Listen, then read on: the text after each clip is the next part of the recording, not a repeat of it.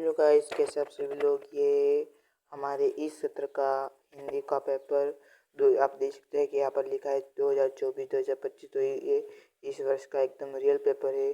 तो आप देख सकते हैं ये एक हिंदी का पेपर है।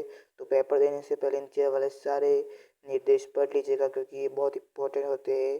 और ये पढ़ के हम चलते पेपर की ओर। तो चलिए, तो यहाँ पर हमारा पहला सवाल है कि हिंदी साहित्य का स्वर्ण किसे कहा जाता है। तो इसका उत्तर है भक्ति काल। और दूसरा सवाल, सुमित्रानंद पंत का जन्म स्थान। तो कौसानी गाँव है उनका जन्म स्थान। और तीसरे प्रश्न का उत्तर है डंडी, क्योंकि ये कथन उनका ही है। आप पार पढ़ोगे तो आपको पता चल जाएगा। तिब्बत का हिंदुस्तान में व्यापार तो नेपाल के रास्ते ही होगा ना। प्रबल में उपसर्ग तो सबको पता है, प्रबल में उपसर्ग प्लस बल है। और शंकर शारीरिक रूप से विकृत है, तो वो ठीक से चल नहीं सकता। तो ऑप्शन द आपका राइट है इसमें।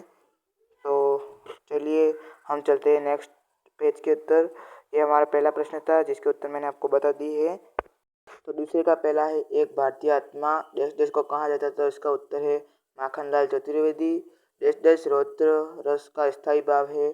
तो क्रोध अनुभूति के पक्ष में संबंध कविता के प्रारंभिक स्वरूप से हैं। तो इसका उत्तर प्रारंभिक हो जाएगा।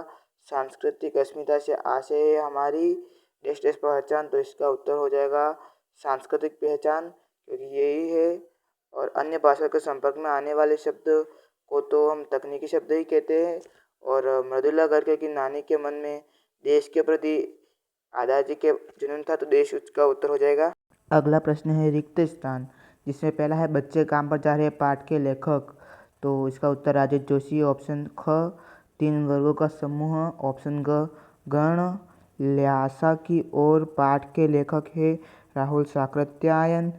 और प्रेमचंद के फटे जूते, पाठ के लेखक हरिशंकर परसाई। और ग्राम का तद्भाव, ऑप्शन 6 गाँव है। और इसके बाद रीढ़ की हड्डी, पाठ के लेखक तो जगदीश चंद्र माथुर है। तो ये ऑप्शन जो आपका राइट है। इसके बाद आपका अगला प्रश्न है, उत्तर लिखिए। ज्ञान की तुलना कबीर ने हाथी से की है। स्थायी भाव जागृत करने वाला कारक विभाव कारक साहित्यिक पुरखे प्रेमचंद को कहा गया है। उत्तर समास में प्रथम पद प्रधान अव्ययभाव समास में रहता है। किसी कार्य को करने या होने का बोध करने वाले विधानवाचक। और बाढ़ का पानी की तुलना मौत के तरल दूध से की गई है। तो ये थे आपके 4 प्रश्न।